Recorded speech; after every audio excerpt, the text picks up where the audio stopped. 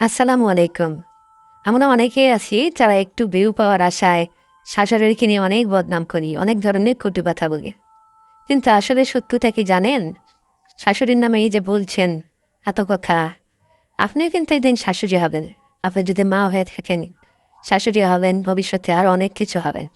তখন আপনার বৌমারা যখন আপনাকে নিয়ে এ ধরনের কথা ফেসবুক বা সামাজিক প্ল্যাটফর্মে বলে বেড়াবে, তখন আপনার কেমন লাগবে?